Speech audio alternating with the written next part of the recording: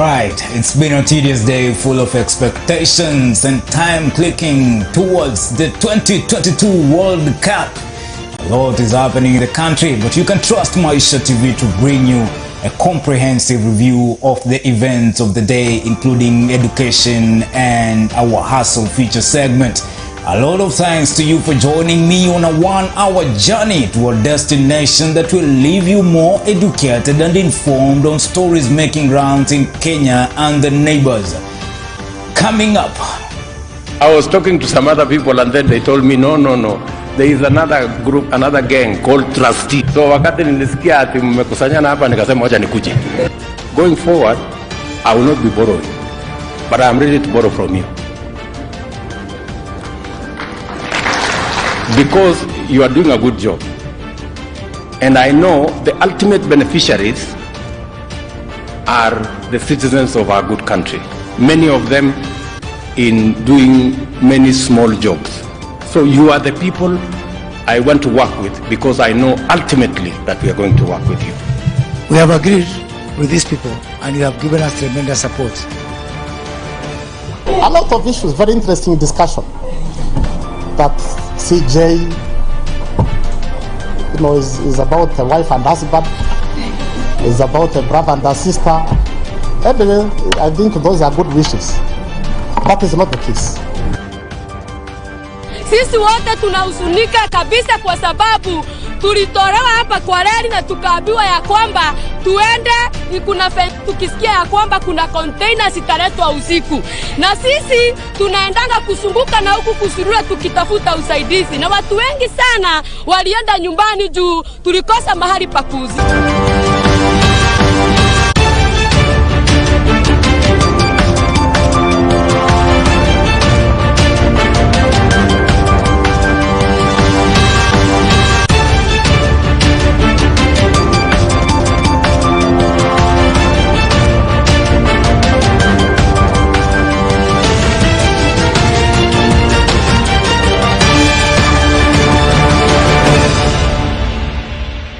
Alright, welcome. My name is Bushabe Jr. and this is Maisha Television. Now, President William Ruto on Friday vowed to help pensioners acquire land through the affordable housing plan. While speaking at the pension sector stakeholders engagement in Nairobi, Ruto noted that the housing program would help to avert the risk of conmanship in land buying. According to Ruto, the affordable housing program would save pensioners and Kenyans by extension from the arduous process of searching for plots of land to buy. Millicent Luamba brings us that story. I was talking to some other people and then they told me no. There is another group, another gang called Trustee. So wakati nilisikia ati mmekusanyana hapa nikasema wacha nikuje. President William Ruto on Friday, November 11th, vowed to help pensioners acquire land through the affordable housing plan. While speaking at the pension sector stakeholders engagement in Nairobi, Ruto noted that the housing program will help to avert the risk of conmanship in land buying. We want to make sure that we help Kenyans from being conned in looking for plots left, right, and center. We also want to assist you instead of wasting all your time looking for pieces of land this way, that way, and the other place. We want to consolidate all that in our housing program. And we will make affordable houses ready for you to either sell to your members or invest in for those who want mortgages on long term. We will sort out all the challenges for you. We will make sure that you have a ready product. You don't have to look for pieces of land left, right, and center. You don't have to go quarrel with people. You leave that to us. We will do that for you. We will give you a ready product. All you need to do is to move ahead with that. According to Ruto, the affordable housing program will save pensioners and Kenyans by extension from the arduous process of searching for plots or land to buy. We want to work with our pension schemes to make it easy for you to invest by giving you a product that is ready. You must give us a product that is investment grade. So I am offering an investment grade product. The president also participated in the launch of the Sanduku initiative, an initiative aimed at raising monies for investing in government housing and industrialization projects. Ruto revealed plans to collaborate with local pensioners in raising funds for infrastructural development from the money accumulated from pensioners' savings. He noted that the government will consider borrowing the pension schemes instead of external borrowing, which he argued that will put Kenya on a risk of trajectory. I do not have any doubt in my mind that we have the requisite knowledge for us to structure an instrument that you can invest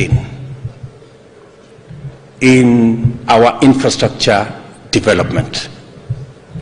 I have available every year from the Kenya Roads Board about 40 billion shillings that I can pay you every year.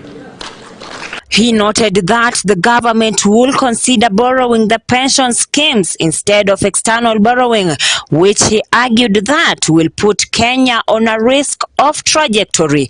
Further, Ruto promised to clear the arrears owed to the pensioners in terms of pending bills in the next 2 years. The head of state showered praise on the initiative by the pensioners to ensure that the future of employees is secured. I've said, going forward, I will not be borrowing, but I am ready to borrow from you. Because you are doing a good job. And I know the ultimate beneficiaries are the citizens of our good country. Many of them in doing many small jobs. So you are the people I want to work with, because I know ultimately that we are going to work with you. We have agreed with these people, and you have given us tremendous support, that we don't have a problem of opportunities. Opportunities are there, and we have shared opportunities to partner with APTAC and with the financial industry, the pension funds, SACCOs, insurance companies, Islamic finance institutions. So opportunities are not the problem. We have agreed on opportunities in the road sector. That is why I brought my customer, CS Murkomen, whom I'm trying to convince to also take up the new passport, because somehow kidogo amekwama na ile passport ya ile ya zamani, yeah. And my partner in the new passport. Millicent Luamba, Maisha Prime News, Maisha Television. And the 4th Inspector General of the National Police Service, Japheth Nchebere Koome, has been sworn into office of the Supreme Court. The ceremony was presided over by the Chief Justice and President of the Supreme Court, Justice Martha Koome. As he takes over office, the new IGP will take the leading role in exercising independent command over the National Police Service and transforming the service into a people-centered police service that is responsive to the public safety and security needs of all Kenyans. Koome was approved to be the next IGP by a joint committee of both houses of parliament that oversaw the vetting of the nominee on Tuesday. Reader Kering Chebet on that story. Engineer Japheth Koome has been sworn in as the new Inspector General of Police in a ceremony presided over by Chief Justice Martha Koome. I, Japheth Koome Chebere, having been appointed the Inspector General of Police, do swear that Koome now takes over office from Deputy Inspector General Noor Gabo, who has been acting IG since August 2022 following the retirement of Hilary Mutyambai, who left the service due to a medical condition. On Tuesday, November 8th, during his vetting, Koome promised to transform the National Police Service and offer protection for all Kenyans irrespective of region, tribe or political affiliation. The new IG will have to deal with the banditry menace which has rocked the northern part of Kenya in the past few months. our strategy now is to target the loans. We are calling them livestock loans. And we shall engage Parliament so that such people, they are dealt with for committing a terrorist act. Koome promised to not only initiate reforms at the National Police Service, but also stop extrajudicial killings, which he said will not happen under his watch, as he will ensure that human rights will be respected. And any police officer who uses ace or fire under those circumstances, we are there to protect that officer. Kwa hivyo tunaambia wakora, uko kule kwa estate, unasumbua wananchi kwa kudunga au visu, kupiga watu risasi, it will not happen under my watch. I will have slept on the job. Wale kule wanaiba ng'ombe, actually it is livestock rustling, it is not cattle rustling. A lot of property destroyed, wananchi wanakufa, maofisa wanakufa. Our strategy now is to target the lawns. We are calling them livestock lawns. The newly sworn-in Inspector General of Police vowed to address rising cases of insecurity across the country now that he is at the helm of the National Police Service. Speaking at the Supreme Court grounds just moments after taking the oath of office, Koome noted that he was well aware that Kenya has become increasingly insecure in the past few months. His statements come amid growing public outrage that the National Police Service is failing Kenyans owing to the rising cases of broad daylight stabbings, shootings, rape, defilement and murder across the country, which largely go unsolved. Yeyote anajaribu kuingia kwa mfuko wako, anachukua wallet yako, uko na rekbase umenunua ya dhahabu, anataka kuichukua, atapata cha mtemakuni. That is the message you are sending. As I take charge of the National Police Service, Honorable Chief Justice, criminals out there, please bear with me because you face it. We are not threatening anybody, but we are stating things as they are. Tunataka kusema ukweli. Tuende mashambani tulime, kila mtu ashughulikia aso yake, lakini si mambo ya kusumbua wengine. Engineer Koome has also dismissed claims that he is related to Chief Justice Martha Koome. The IG rubbished assertions of blood ties, clarifying that it was only but a coincidence that the two leaders share the same name, Koome. In a light gesture, he explained that his second name is shared with the husband of the Chief Justice, Koome Kiragu. A lot of issues, very interesting discussion that CJ is about a wife and husband, is about a brother and a sister. Anyway, I think those are good wishes. That is not the case. On our part, Chief Justice Koome echoed the IG's sentiments, reiterating that Koome as a name was popular among the Meru community, thus ruling out any possibilities of a relationship between the pair. Thank you for clarifying that you are not my blood relative. You should also have seen the name Koome in Meru is like Wafula, Onyango, Kamau, Mohammed in other places. The remarks follow a recent social media uproar arising from the perceived relationship between the two leaders, where a section of Kenyans online was criticizing the Kenya Kwanza government for picking the IG who is related to the Chief Justice. I could discuss in the social media that Koome will be sworn in by Koome. The new police boss served in the police service for the past 31 years, having been enlisted in the then Kenya Police Force in 1991 as a police constable. This is after graduating from the University of Nairobi in 1990 with a Bachelor of Science degree in Civil Engineering. Koome developed passion for police work while he was still a student at Kagumo High School, and it is while in Form 5 that he will visit Kenya Police College Kiganjo twice a week under a program dubbed Kenya Police Cadet Corps to learn police work. Upon his graduation at the country's premier police training institute, Koome was posted to Nairobi, where he performed beats and patrol duties as a police constable before being posted to the anti-stock theft unit in Gilgil. With experience gathered chasing after bandits and cattle rustlers, Engineer Koome was recalled to the general duty and posted to Buruburu Police Division, where he was the Deputy Divisional Commander. He also served as the OCPD Machakos, Maragua, Buruburu, and Central in Nairobi, where he dealt with armed criminal gangs in Nairobi's Eastlands and bank robbers who had taken the city by storm. But perhaps it is his stint as the Director of Planning at Police Headquarters that Koome's impact in the service was heavily felt, as he spearheaded the police housing and modernization program, where dilapidated police structures across various police stations in the country left behind by colonialists were replaced with modest buildings, giving the service a new face.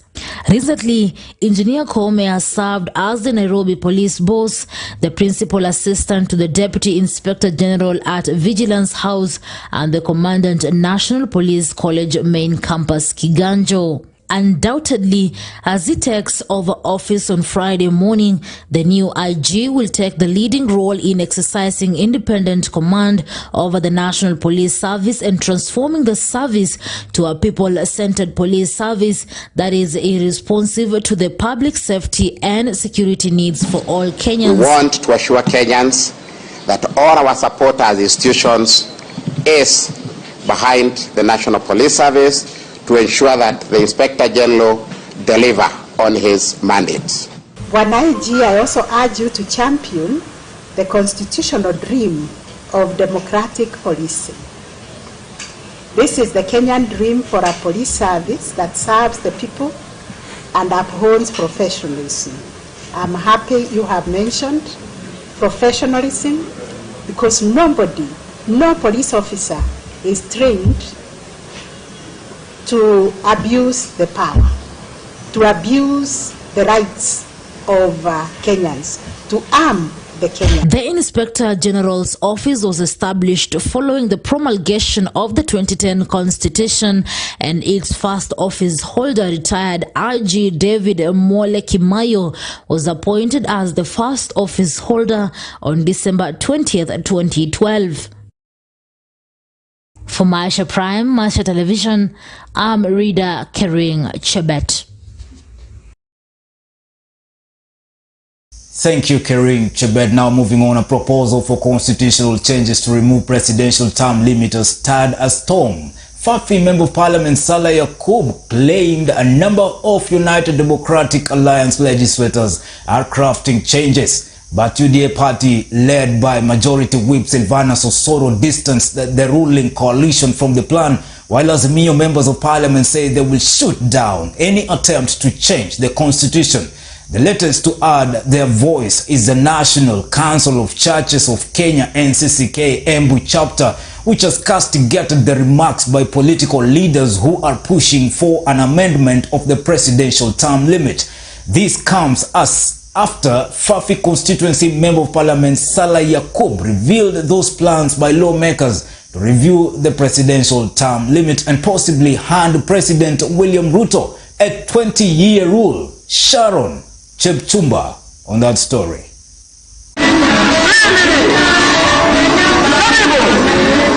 Just 3 months into President William Ruto's administration, there is a surprising talk about a plan to scrap the presidential term limit.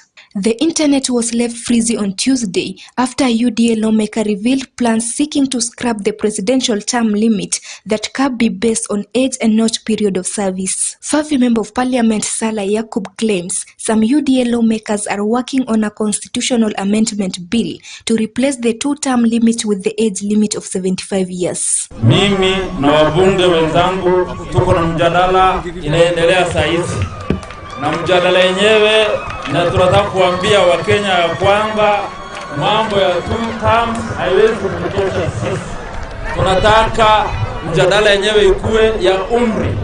Mtu akifikisha 75 ndio hawezi contest.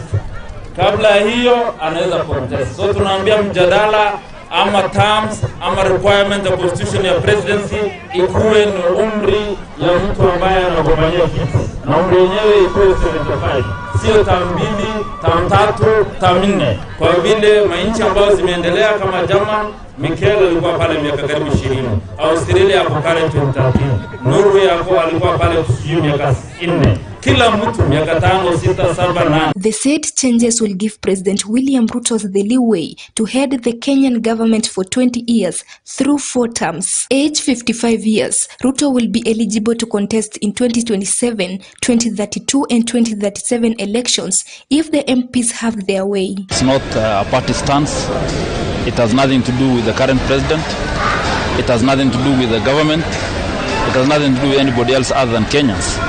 This is a debate which will come, and will continue to come. While President Ruto has not indicated any intention to change the terms of his office, Kenyans have wondered what the process would entail. According to Article 142 of the Constitution, the President shall hold office for a term beginning on the date of which the President is sworn in, and ending when the person next elected President is sworn in. The article goes ahead to state that a person shall not hold office as President for more than 2 terms. It's a debate about the Constitution. And the Constitution, as you know, is not a biblical version of the Bible or the Quran. The Constitution can be changed, can be amended, and will be amended, whether by our generation or the generation to come. National Assembly Majority Whip Sylvanus Osoro and Deputy Majority Leader Owen Baya described the Favi Member of Parliament's proposal as hot air, reiterating that the Kenya Kwanza administration believes in the rule of law. For member for Fafi, he is merely an attention seeker.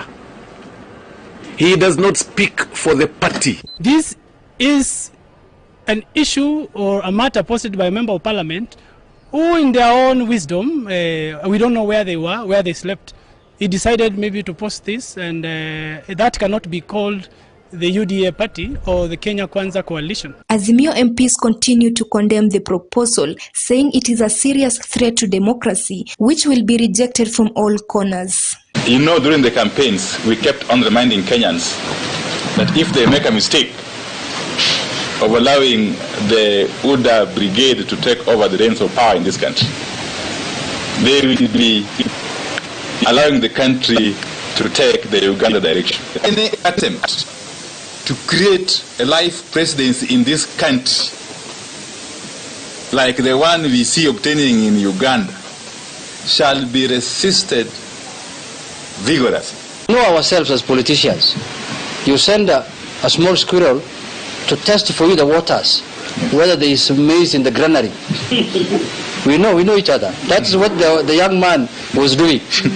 But I want to advise them that they can postpone that for another day. We know it is coming, and we are waiting for it. This is how it started in Uganda.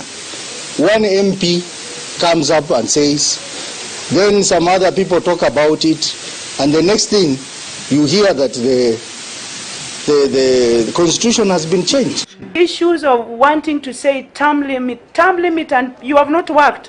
Or do you want to limit this term to if it's not for work? So those people who are around the president who want to keep this country hot, we are tired. Any attempt to butcher the constitution should be treated as pure balderdash. For every action that the government will bring to us, they shall receive an opposite and equal reactional force. At the same time, the National Council of Churches of Kenya NCCK Embu chapter has castigated the remarks by political leaders who are pushing for amendment of the presidential term limit. It is coming too soon after we have elected the current government. They have not even done their job. They have not even attended to the issues that they said they would attend to in their manifestos. Our people are hurting and are hungry. We have many things which are going wrong. And as many people are aware, even our coffers are empty. So it is our urge that our parliamentarians should not mispraise their focus at this particular time, but rather they should address those issues which are affecting Kenyans. Term limits are in the Constitution, and I think if it were to come, it should come much later. As for now, it's totally out of the question. The issue of the church supporting or not supporting is not an issue now. It's time now to think of that Kenyan who is dying. And then those other matters have about 10 years if the present president could go for 2 terms. And I think for all that time we can discuss other issues. But for now, it's the Kenyan who is dying, it's the Kenyan who cannot meet the basic needs. The debate also caught the attention of Ugandan opposition politician Bobi Wine, who said, and I quote, "Dear Kenyans, be vigilant. Save your country from Musevenism." This may come off as a lone member of parliament making a ridiculous suggestion, but this is how it starts. Exactly how Museveni began schemes to remove term and age limits. Defend your constitution before it is too weak to defend you. That is not the position of the party. And I speak that with authority, that there is no such thinking that we need to review the constitution to extend the term limit. In any case, by the way, I mean, such is not the discussion to put right now. For Maisha Prime, I'm Sharon Chepchumba. All right, thank you, Sharon Chepchumba. Now moving on, one of the police officers remanded over the murder of lawyer Willie Kimani has requested the court to order prison officers to provide him with a special diet. The officer, Stephen Chebureti, claims that he is having trouble ingesting githeri offered in prison. He alleges that he has been surviving on ugali alone during the entirety of his detention. Chebureti now wants the courts to rule that he be given milk and cabbage to accompany the ugali whenever he is dining behind bars. I do echo the sentiments of the defense are at liberty to file any further submissions that they wish to. Lastly, we'll have this matter fixed before the trial judge, Justice Lesit, on 16th of December 2022.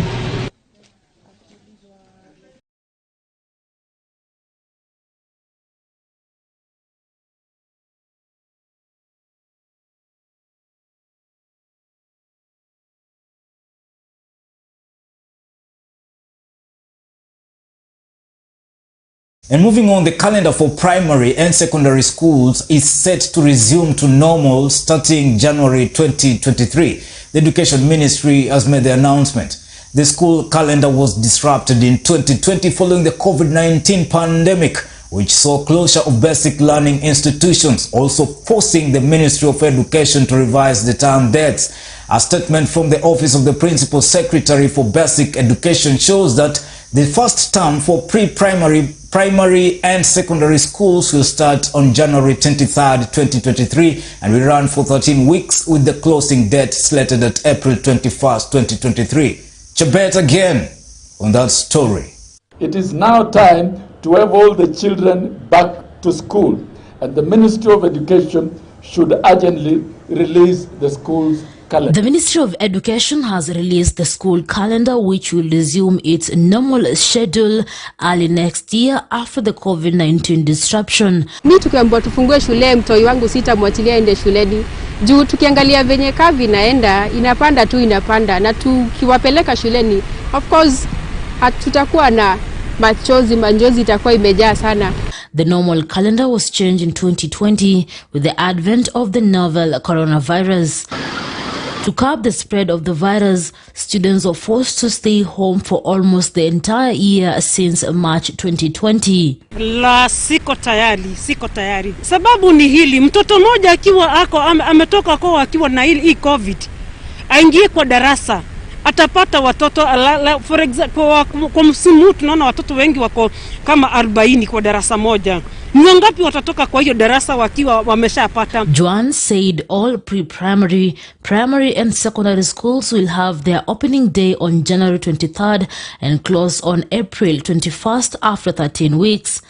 The teachers' training colleges, which have had their first term since August 29th ending December 2nd, will start their second term on January 23rd next year for 13 weeks till April 21st. As the calendar starts in late January, affected students will have 2 weeks break in April instead of the usual 4 weeks while the ministry settles back to a normal schedule.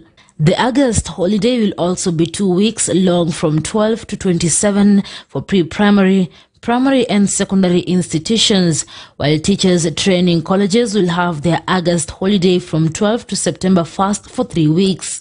KCPE national examinations are scheduled for November 6th to 9, while the KCSE examinations commences from November 10th to December 1st for 3 weeks. Students will get 2 months break from November 3rd till the following year after their third term. Joanne urged all field officers to ensure the affected institutions are informed of the changes. For Maisha Prime, Maisha Television, I'm Rida Chebet Kering. Thank you, Rida Chebet, for that. And moving on, ICT and Digital Economy Cabinet Secretary Eliud Owalo says the Ruto administration is keen on empowering the fishing industry in the Lake Victoria region to boost the economy and as part of long-term measures to curb food shortages. Speaking while launching food distribution in Homa Bay, Owalo assured residents that the relief food was the short-term plan, with the government keen on long-term solutions to the food shortage problem. He was accompanied by Homa Bay Deputy Governor, who called for more relief food.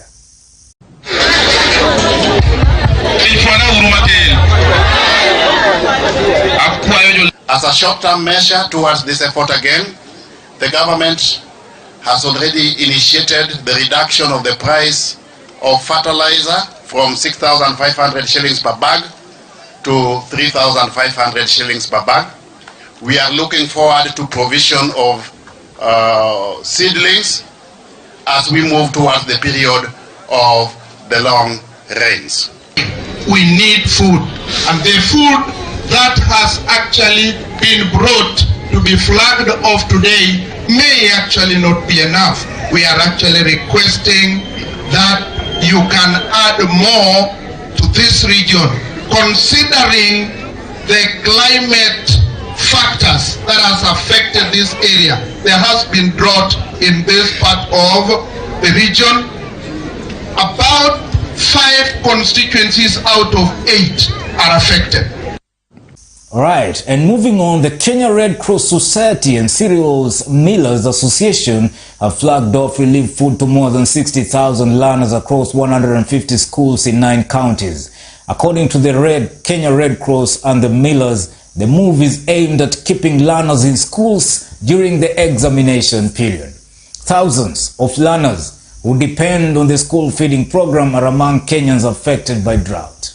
I really want to thank CMA for coming out in a very, very big way. I think 150 schools with just one flag off is something that we must commend them. Apart from the flag, they are also going to add some beans also. And this, I think, will really be important to ensure that they stay in school. Ladies and gentlemen, we have decided to feed learners, especially over the examination period, because we will appreciate that adequate nourishment has a positive effect on performance. Under this program, our members will work with the Kenya Red Cross Society to ensure that the flour distributions get to the intended beneficiaries in a seamless and transparent manner. And to the corridors of justice, a Nairobi court has issued a warrant of arrest against Trans Nzoia Senator Alan Kiprotich Chesang, who is accused of fraud and forgery of over 14 million shillings fake tender for the supply of gunny bags at the Ministry of Defense. Milimani Senior Resident Magistrate Caroline Mudhoni issued the warrant against Senator Chesang after he skipped court proceedings on Friday, November 11th. While issuing the arrest order, the court noted that Chesang had developed a tendency of not appearing in court for the trial of his case. In the case, The senator is charged alongside 8 other persons for defrauding a managing director of WIL Developers and Construction Limited, Johnson Mwanzia Wambua, of 14 million shillings on the pretense that he had won a tender with the Ministry of Defense. The accused persons are alleged to have forged documents and lied to Mwanzia that he had won the multi-million award tender for the supply of 50 kilograms jute bags at the Department of Defense. The Director of Public Prosecution, DPP, alleges that Chesang, together with his accomplices, forged several documents, including the contract documents for the tender and the signatures of former Defense Principal Secretary Torome Saitoti and Rotich K of the Finance Department in the Department of Defense. All right, from that story, let me take a quick commercial break, but I'll be back with more news. Don't go away.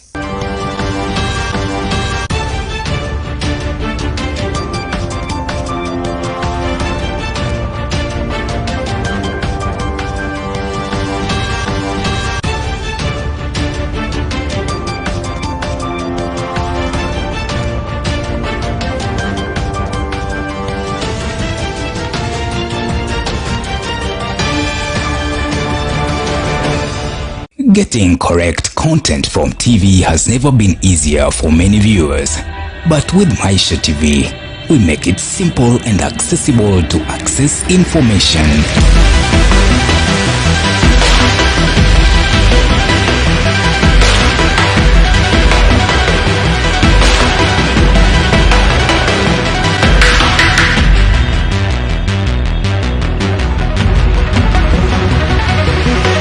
Education and entertainment at a button press on your remote control. And with our multimedia cool integration, you will never suffer again with low-level broadcasts around. We are professionally designed to work well on your TV screen.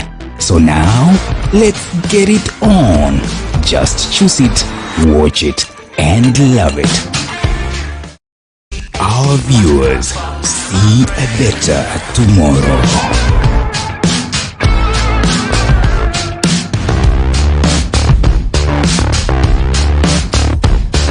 Our viewers value education.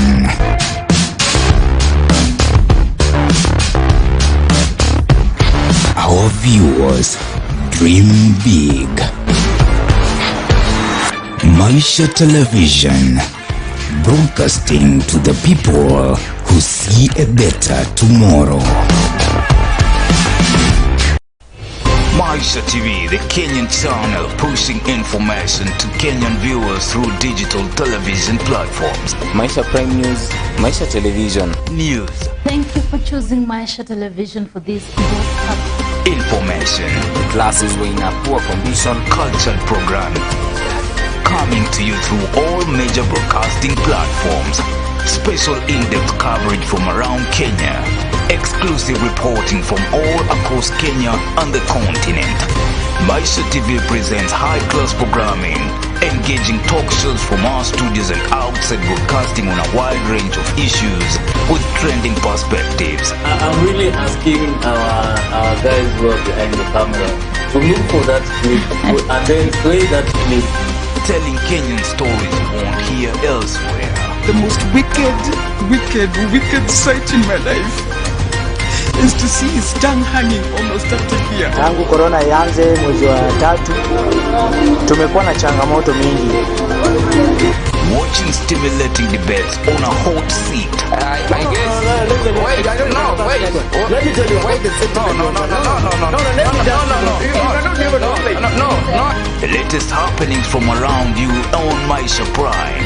The Prime Talk shows connects us with realities of life. Hivi sasa, looking at your everyday life. Wazazi wameweza kuwapa uhuru watoto wao na ndiposa and local business, finance and investment. Some levels of smuggling of sugar. Maisha TV digital platform engages users everywhere through multimedia approach technology. A Maisha Television digital platform, your local and continental channel platform where you choose it, watch it, and love it.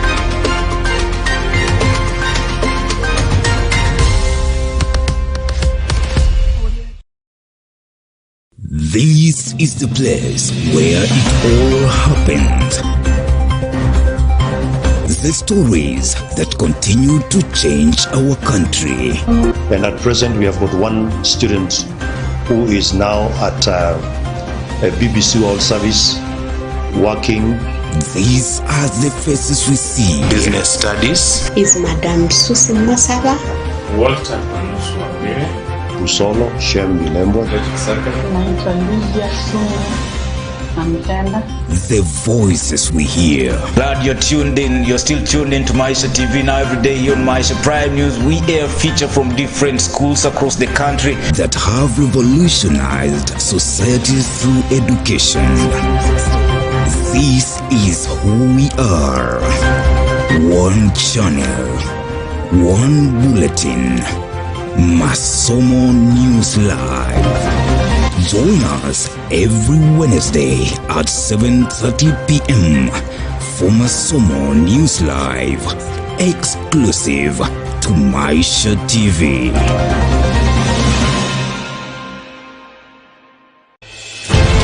A strong woman knows she has strength enough for the journey, but a woman of strength knows it is in the journey where she will become strong. Join Irene Mumbo Bushebi and Rita Kering on Prime Women Talk every Wednesday from 8 p.m. exclusive to MTV. Good morning. Good afternoon. Good evening. Good evening. Is live at Hammersmith. Barcelona is live from Damascus.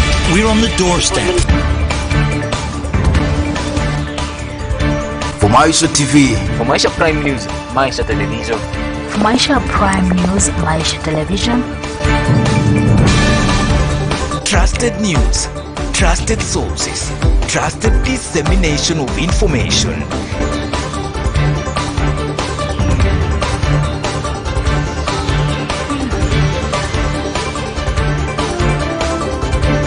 Check by all available means our territory. Parliament must be careful. Maisha Prime News, Monday to Friday at 8 p.m. Trusted, unbiased, authoritative. The stage is set. The time is now. Credible news. It is Prime News. Only on Maisha TV. Prepare for the beast.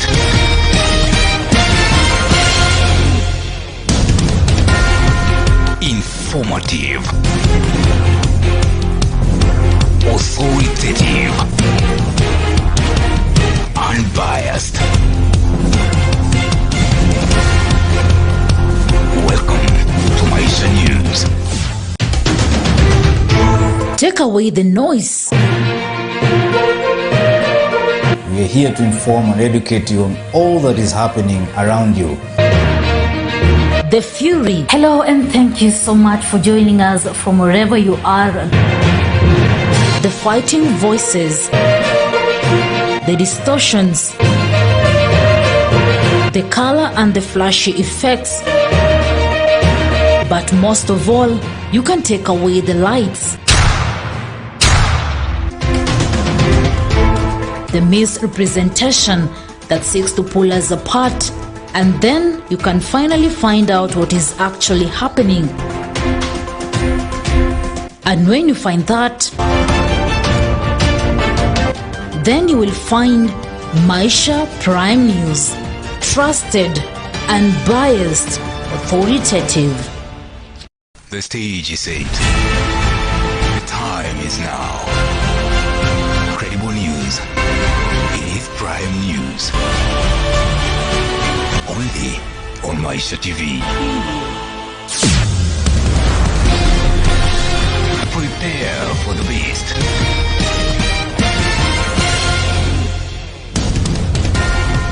Informative.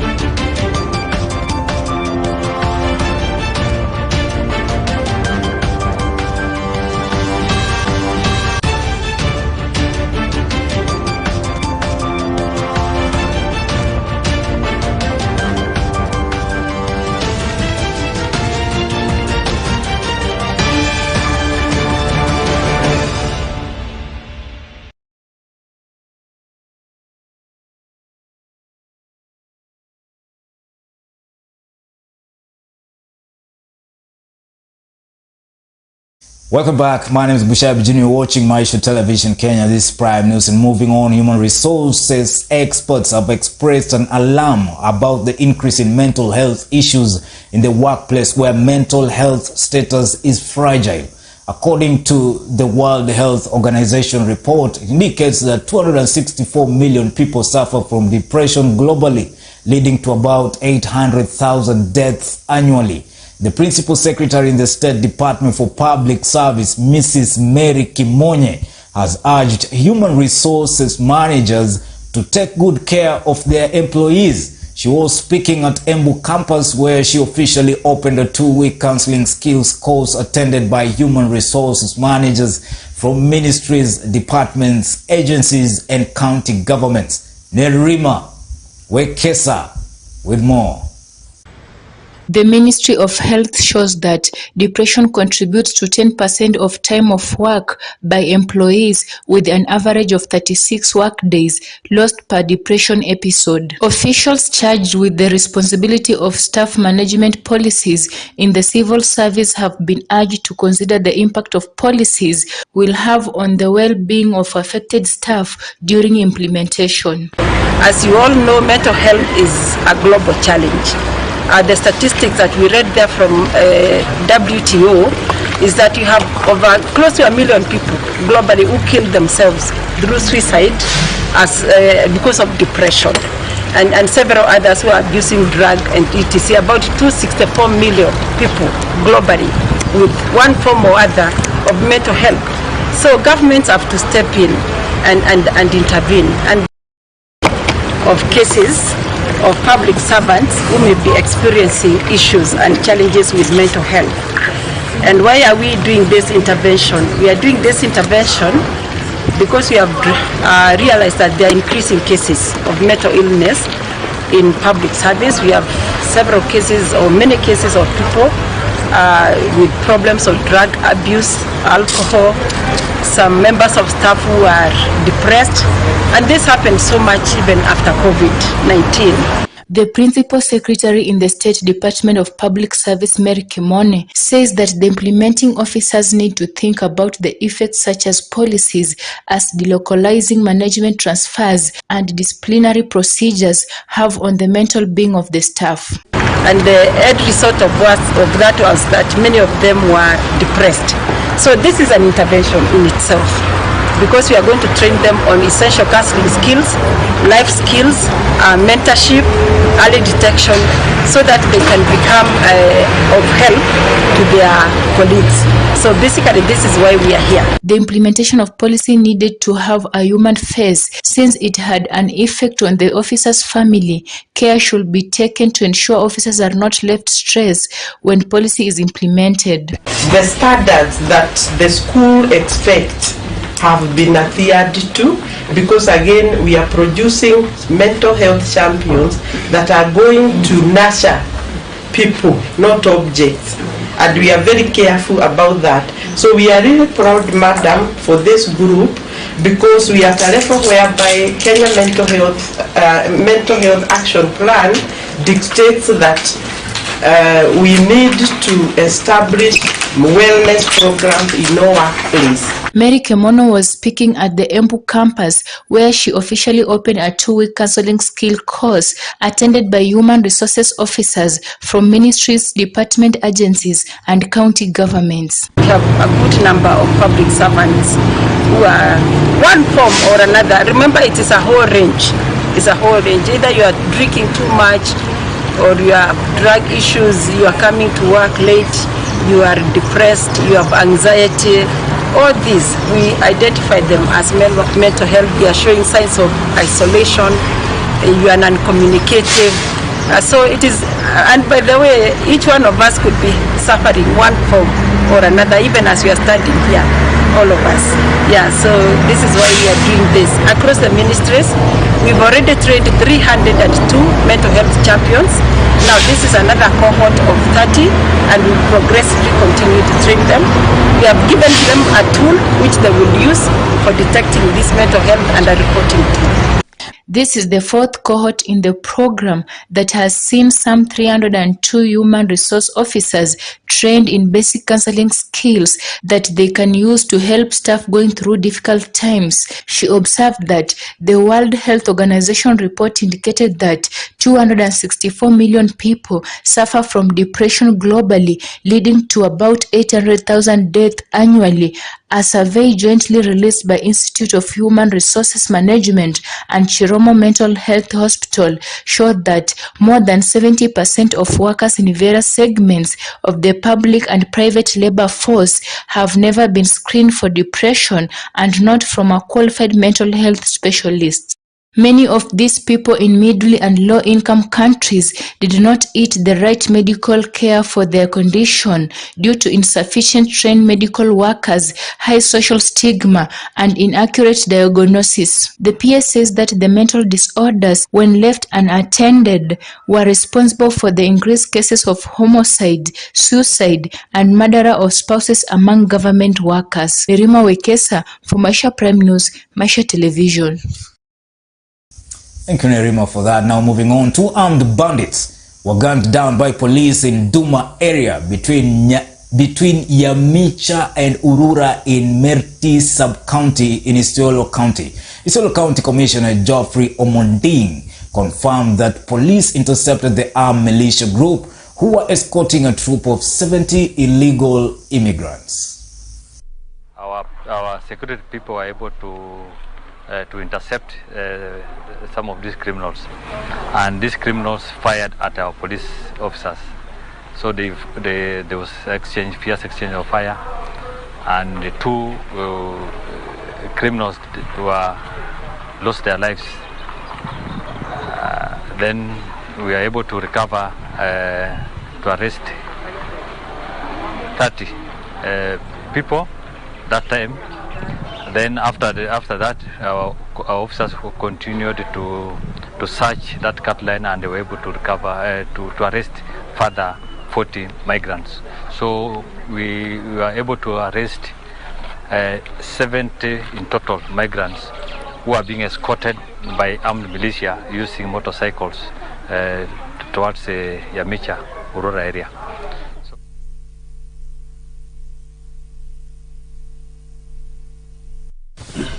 Alright, to Education Matters, Presidential Education Reform Task Force Public Participation Forums will close on Friday. Speaking in Nairobi after leading such forums, the chairperson of the task force, Professor Raphael Munavu, says the team will present its report to the appointing authority in the next 2 weeks after collecting all the views gathered across the 47 counties. Use morals, culture into our education system. So you train quality individuals who are going to deliver. If possible, the task force or the working party can even recommend, maybe if it is a mass grade 6 must do the exam, let it be postponed even for a week for logistical preparation. That the government is giving or putting a lot of resources to other areas, and in total disregard of the development of our schools, both private and the urban schools.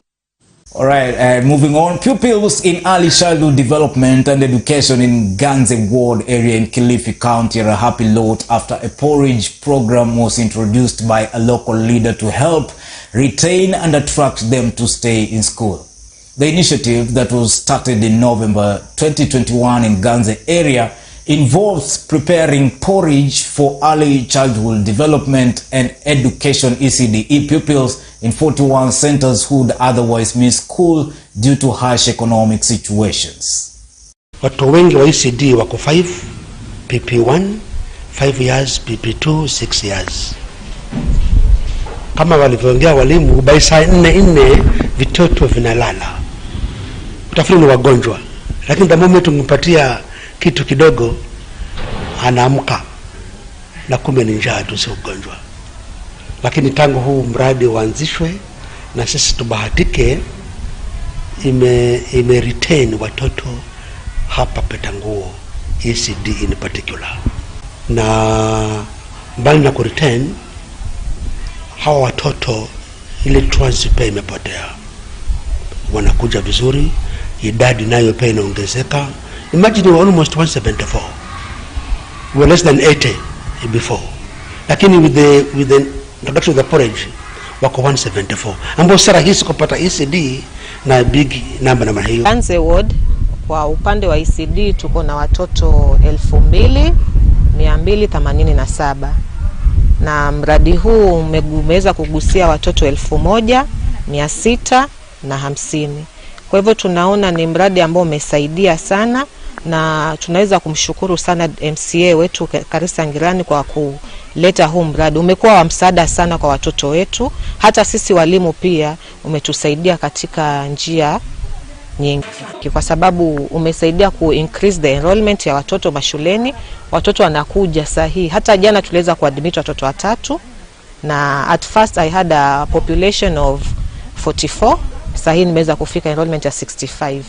Kwa hivyo ninajua ni ile hali kule nyumbani ilivyo, ile hali ngumu umeweza kufanya hawa watoto waweze kufika shuleni. Pia mradi huu umekaba absenteeism. Watoto kulikuwa kuna watoto ambao mtu anaweza kuja leo na in a week anakuja mara moja na akakosa kuja hivyo. Kwa hivyo lakini akijua kuna kikombe cha uji unaona wanakuja throughout. Kwa hivyo learning imekuwa smooth na tunaendelea vizuri. Religious leaders in Garissa County under the patronage of Inter-Religion Council of Kenya and the Department of Health in Garissa County have embarked on a COVID-19 vaccination campaign. The 2-month-long vaccination drive will see religious leaders and health officials crisscross the county, to create awareness in a bid to boost the vaccine uptake. Mnajua corona ni mgonjwa mwingine hatari sana kwa maisha, na viongozi vya dini wengi sana katika Garissa County na kaskazini mashariki kwa jumla walikufa. Madoctors, magistrate, walimu wakuu wa madarasa na maimamu wengi walikufa kwa ajili ya mgonjwa huu wa corona. Tunafanya kampeni katika mji wetu wa Garissa. Tunashukuru ni kwa sababu ya Wizara ya Afya ambao tumejumuika nao kwa muda wa hizo siku 2 na tukahimizwa habari ya kwenda kufanyia haya mambo katika makanisa na misikiti. Our coverage in COVID is very, very low among the other counties. We are only 14% of the number of people that we are supposed to immunize by now. And I want to urge people and tell them that COVID is still with us. We are not out of the woods. COVID have not ended. It is there, and we are getting patients or people who have suffered from COVID. So we need to take the vaccinations. We also have barazas in various places to sensitize people on the importance of the COVID-19 vaccination. And we anticipate that with the help of the sheikhs and the pastors, our coverage is going to increase. We have also deliberated and mapped the mosques in Garissa town and also the churches in Garissa town, so that we concentrate on the people there so that we get a vaccination. Ugonjwa ile imerudi tena, imeanza kuenda juu sana kabisa vile Wizara ya Afya walisema, na sisi kama viongozi tumeona watu wengi wako na homa kali si kawaida. Ndio tulijumuika jana na leo hapa Tana Garden Garissa County, na tulitoa mambo kadha. Ya kwanza, masheikh na madaktari waende kila Friday msikiti ya Garissa watangaze hatari ya ugonjwa huu, na pia watu wajukue janjo ya lidia ya corona. So we'll be moving around and the worship areas, facility-based places for the next 7 weeks. We'll be going out and make sure that our coverage increases. Nami kama kiongozi wa dini wa Kristo kupitia NCCK tunatoa wito wetu kama wachungaji, na pia tukahimiza watu wetu kuweza kuja na kujitokeza kwa hii muda wa miezi 2 ijayo, tuweze kujitokeza zaidi, watu wadungwe hizi dawa ambazo ni za COVID. Na hii mgonjwa ni hakuna tofauti na hizo mgonjwa nyingine. Hali yake tu ni hatari kuliko ni virus nyingine. Daktari ndio hiyo mambo yake ataongea, lakini mimi niaba ya viongozi wa dini ya Kiislamu ndio ninaongea. Tafadhali wananchi, tafadhali masheikh, tafadhali maimamu, kina mama, wazee, vijana, tafadhalini mjukue janjo ya dhidi ya corona. Hiyo janjo itasaidia sisi. Traders at a market in Githurai, Kiambu County, have protested a scheme by private developers to grab a section of land belonging to the market. They claim the developer had already placed some containers on a portion of the land along the railway line. Sisi wote tunahuzunika kabisa kwa sababu tulitolewa hapa kwa reli na tukaambiwa ya kwamba tuende kuna tukisikia ya kwamba kuna containers italetwa usiku. Na sisi tunaendanga kusunguka na huku kusurura tukitafuta usaidizi. Na watu wengi sana walienda nyumbani juu tulikosa mahali pa kuuzia. Tukafukuzwa hapa kwa reli na ndio tulikuwa tunajitafutia kitu yetu ya kukula kila siku. Lakini vile kulikuja kukapigwa, tulisisi wote tuliwekwa kando na tukajitoa. Lakini tuliambiwa kuna kuja kutengenezwa hiyo reli na reli yenyewe haijatengenezwa mpaka wa leo. Baadaye kuna kuja kusemekana ati kuna weka makonteina na wakubwa wenye hatujui, na wenye wanakuja kuweka ni watu wamejisimamia. Sisi hatujajisimamia. Hata turudi pale mtu alikuwa. Sio watu wakodishwe, sisi tuambie tuhame. Alright folks, with our story, let me take another commercial break, but I'll be back with more news. Don't go away.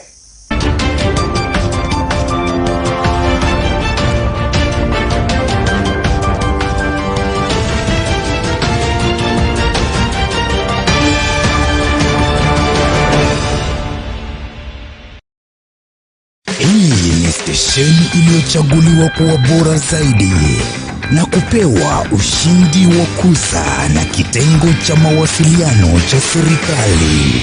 And the winner is Maisha TV. Maisha TV. Stesheni inayokuwa kwa kasi. Stesheni inayokujali mtazamaji. You can trust the award-winning TV station. Stesheni inayojali mwananchi wa Kenya. Biashara imeanza kudidimia sana, unapata customer wanalia. Stesheni inayotoa mafunzo, maelezo na taarifa kwa kina zaidi. Maisha Prime, Maisha Television, Millicent Luamba, Maisha Prime News, Maisha Prime, for Maisha Prime, for Maisha Prime Education Segment, for Maisha Prime News. Hii ni runinga ya Maisha. Marker, take 3. We are here to make your day. This is Maisha TV. Of course, the fastest growing TV station and the award-winning channel you can't miss out on educating, entertaining and informative shows. Women Talk, The Drift, Love Honse, S Sample, Sos Me Vida, Masomo News Live, Prime News, Maisha Kids, MTV Summons, music shows, politics, leadership and governance and many more. It's all here. On StarTimes we are on channel 108, GOTV 808 and all free-to-air decoders. Social media too as Maisha Television Kenya. You know what? Just choose it, watch it and love it.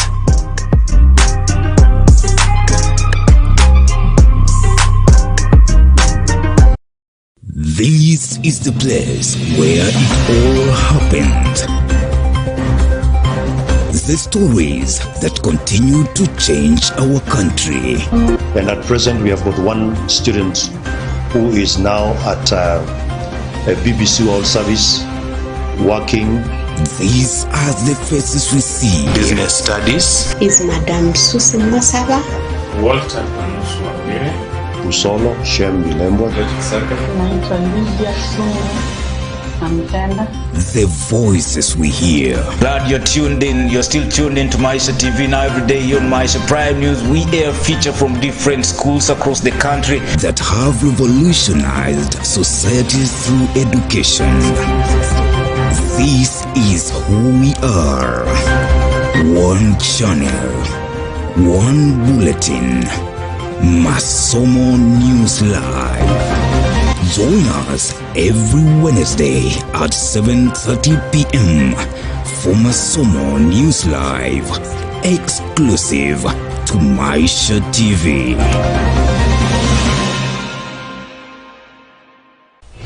Maisha TV, the Kenyan channel pushing information to Kenyan viewers through digital television platforms. Maisha Prime News, Maisha Television. News. Thank you for choosing Maisha Television for this broadcast. Information. The classes were in a poor condition. Cultural programming. Coming to you through all major broadcasting platforms. Special in-depth coverage from around Kenya. Exclusive reporting from all across Kenya and the continent. Maisha TV presents high-class programming, engaging talk shows from our studios and outside broadcasting on a wide range of issues with trending perspectives. I'm really asking our guys who are behind the camera to look for that clip and then play that clip. Telling Kenyan stories you won't hear elsewhere. The most wicked sight in my life is to see his tongue hanging almost up to here. Tangu corona ianze mwezi wa 3 tumekuwa na changamoto mingi. Watching stimulating debates on a hot seat. I guess. Wait, I don't know. Wait. Let me tell you why the No. The latest happenings from around you on Maisha Prime. The Prime Talk shows connects us with realities of life. Hivi sasa, looking at your everyday life. Wazazi wameweza kuwapa uhuru watoto wao na ndiposa and local business, finance and investment. Some levels of smuggling of sugar. Maisha TV digital platform engages users everywhere through multimedia approach technology. A Maisha Television digital platform, your local and continental channel platform where you choose it, watch it and love it.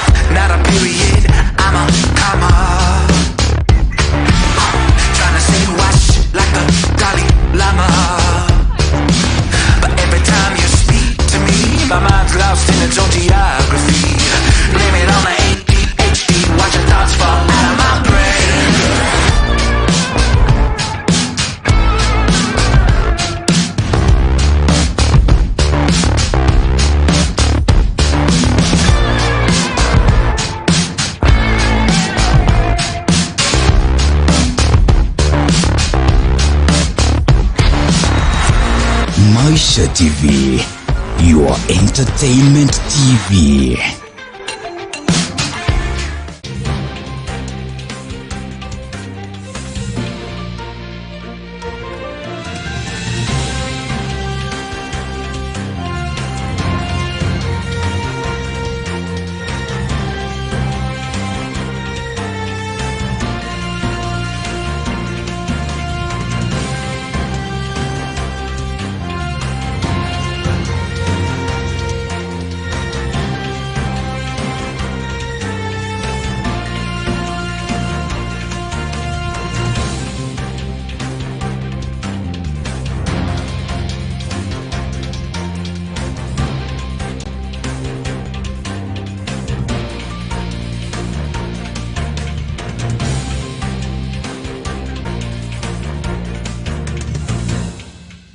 Getting correct content from TV has never been easier for many viewers. But with Maisha TV, we make it simple. Welcome back. You're watching Maisha Television and this is Prime News. Let's get our education segment. At a time when knowledge is required for thriving in a fast-growing society, the government has put measures to ensure that every child is entitled to education.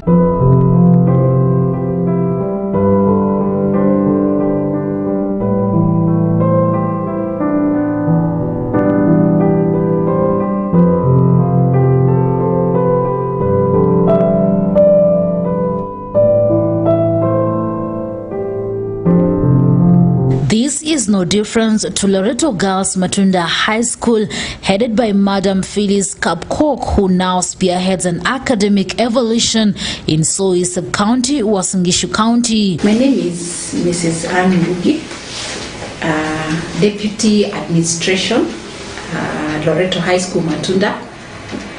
Loreto is an extra county school found in Uasin Gishu County. It is along Kitale Eldoret Road. It's a girls' boarding school with a population of 1,138. We are a Catholic school. Our main sponsors are Loreto Sisters. That is why even we share the same motto in all the Loreto schools, Krushidu, meaning at the cross. Pursue our goals and our motto is in the cross. As long as we live, we believe. We have our core values, and our main core values are the truth, justice, sincerity, joy, freedom, and our mission mainly, it is to shine in everything that is good. That is what we fight for. We want to shine in everything, in our academics, in our discipline, in our co-curricula. We are really trying to do our best. The growth in academics is anchored on discipline, performing staff and supportive community, as well as both county and national governments. I'm Mildred Afandi. I'm known in this school as Mrs. Wahongo. I'm the senior teacher. Majorly I'm in charge of discipline. I want to say that the discipline in our school is recommendable, and this is because of the strategies that we put in place, right from the students. In our student body, we do elections, and we have a chair lady and 2 assistants. In the body, we have committees in charge of discipline and other disciplines. So what we do, in case we have a problem in class, the disciplinary committee in academics, they'll channel the problem to the deputy academics. They will chair that. And then if we have a problem in the dormitory, we have a deputy chair lady in charge of dormitory who chairs that. So you find that when they meet on Sunday, they deliberate on what they came up with, and if they see the case they can solve on their own, it ends there. But if we have a problem, if it is in the dormitory, they'll channel through the body mistress, and in class is where now they'll bring to me as we solve it. My name is Berry Lauma. I'm a Form 3 student in Loreto High School Matunda, and I'm the school president. The reason why I came to this school is for only one purpose, and that is I desire that in learning it should not be just about books and anything concerning academics. It shouldn't be left alone to that, but also growing up holistically as a human being individually in all the spheres of life, that is socially, emotionally, and also spiritually. Another reason is because this school, Loreto High School Matunda, it is a brand school, and it is very, very known out there to be a very big school, and that is why I chose it.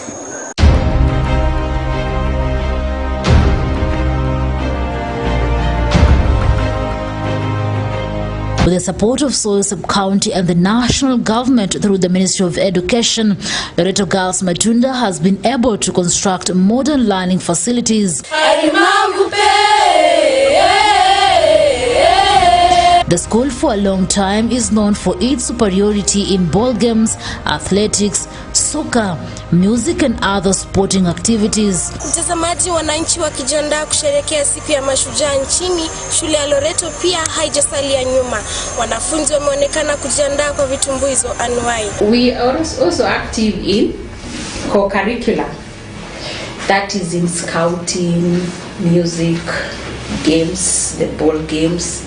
We participate in e-club, e-tabu, whereby the students have done so well in English especially, and in German they have been ranked as position 1 and awarded their awards for writing good things. On Thursdays we meet for clubs and societies. We have students who participate up to national level. This year music went up to national level at Kisumu. Scouts went up to regional level, which was held in Gishu. We have, because of Corona, we have not participated in many others, but science fair, it normally goes up to national levels. Scouts, we've once gone to 2017, we went up to East Africa, and we are still hoping that next year, when we resume, our scouts will go up to East Africa. That's the highest competition in our scouting. We want to thank God for our principal who has supported us in co-curricular. Even when they started, many schools did not participate. Loreto Girls Matunda has ventured into a number of extra income generating activities such as dairy farming, crop farming, piggery and banana farming. It's Imaginative Farm Manager, Loreto School Matunda. So Department of Farm, we are doing a number of enterprises. So we have kettles, we also have beets, we are also doing maize, we are also having skuma, cabbages, and also we have bananas. The main aim of doing all these enterprises is to earn money. So we are producing milk, tunauza kwa shule. So pia skuma wiki tunauza pia kwa shule. So umuhimu ya kufanya ukulima ni is for us to produce or to earn income. I'm Chira Cantares at Loreto High School Matunda. We take care of 1,200 students, and the girls are happy about our menu. We try our level best to give them a balanced diet, and on Thursdays we give them fruits. Morning we give them breakfast, which is milk tea and a quarter loaf of bread, and the girls are happy about it. And when we have holidays, we give them a special diet, that is a pilau. Make them pilau and a fruit. At least we are seeing them working hard, and we are working also hard for their success. The staff, we are having three cooks who are baking in the bakery. And also, with the help of passionate teaching staff, the school is thriving to give an excellent academic performance in the coming KCSE examinations. Right now we are at a mean of 7.1. There was a slight drop, but this year we are targeting to get a mean of 8.5 with God's blessing. I am the Deputy Principal Academics, Loreto High School, Matunda. In this department, I'm in charge of ensuring that the curriculum is delivered in schools. But I don't do this alone. I have other senior masters we are working together with, that is Mr. Chumba in the exams department, and also Mr. Baraza in the quality assurance and standards department. Our school is endowed. We have 50 teaching staff who help us actually to implement and deliver the curriculum. Currently, our target for this year is 8.5, and our class, the candidate class, has named itself RBC, that is the record breaker class. So we are hoping and we trust in God that actually we are going to break the record, and we are going to have 100% transition to university. We also have prepared them accordingly, and among the strategies we used was early completion of our syllabus. Our syllabus was done in time, and currently we are revising. There is a lot of revision that is going on We have the mentorship programs. We have the ability group program that is currently ongoing. So our students are really well prepared and equipped. We are ready for the exams, and we are hoping we are taking Loreto places. For Maisha Prime Education segment, Maisha Television, I'm Rida Kering Chebet. RBC, believe. RBC, we will. Believe, we will. Break the record, 8.5 with God's blessings. And from that, let's shift gears to our daily business feature, My Hustle, My Story.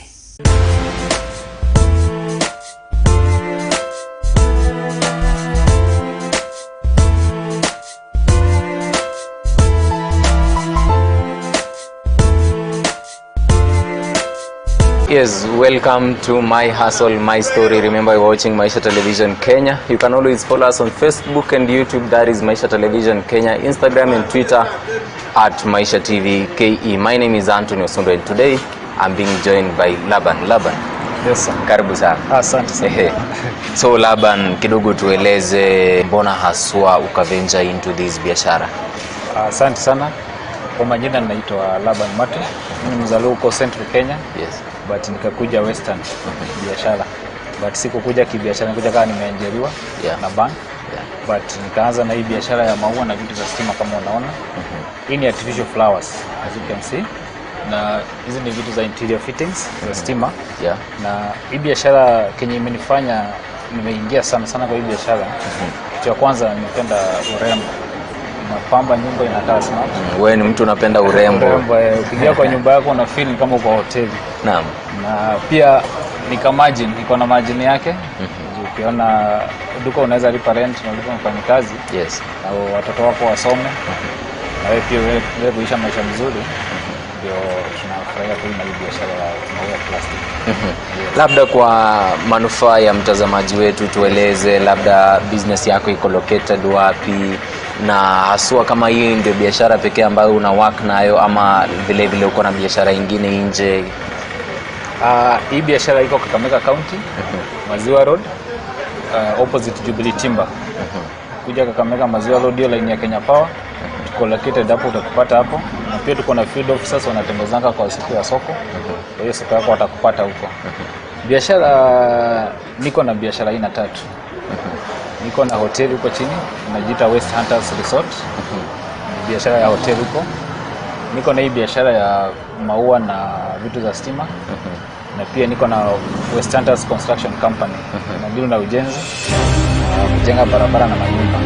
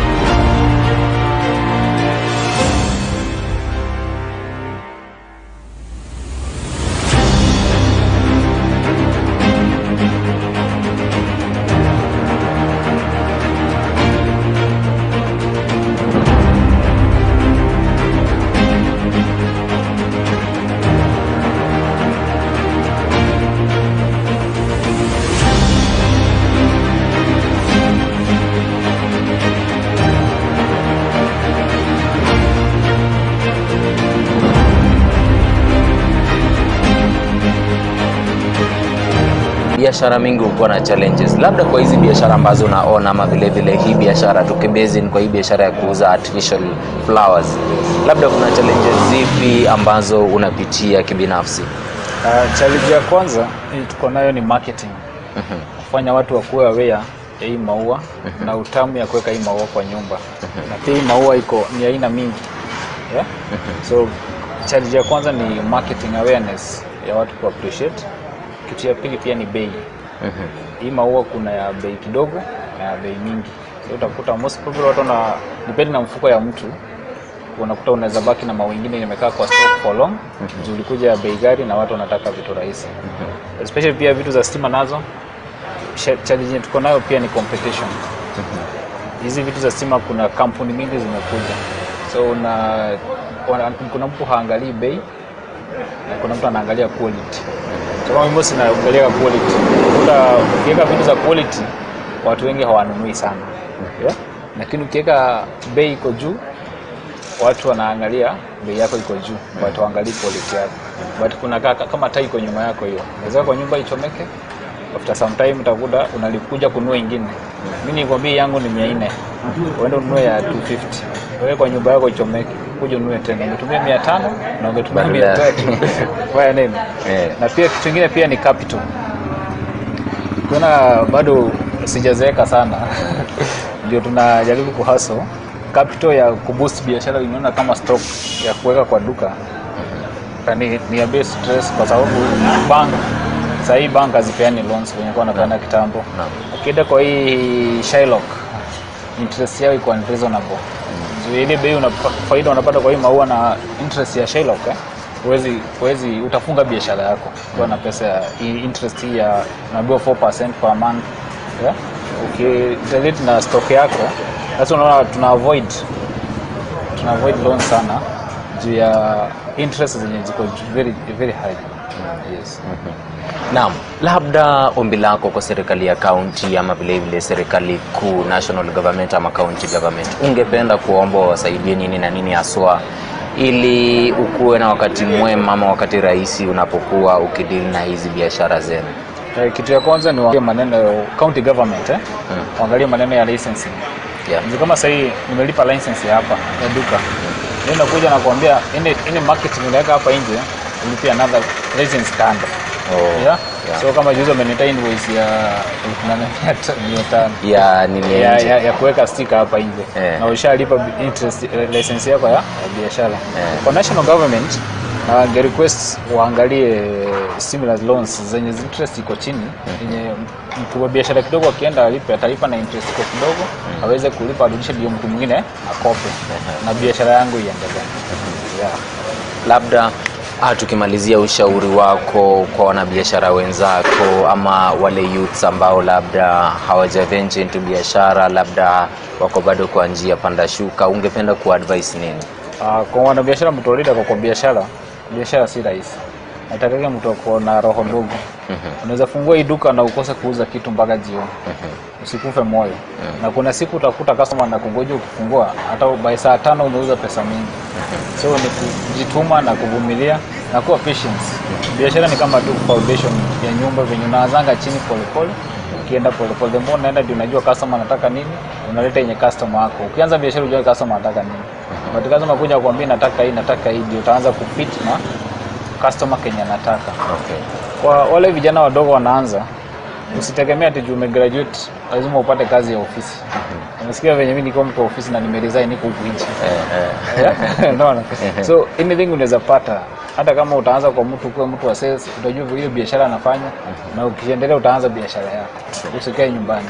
Jitume kuja hapa niambie nikupe maua, enda kutembeza huko kwa watu, nimewapata commission yako. Kesho yake utajua utafungua yako pia. Yeah. Just as Laban says, it is always a matter of not losing hope forever. This is my hustle, my story. My name is Anton Osundwa. Keep watching Maisha Television Kenya.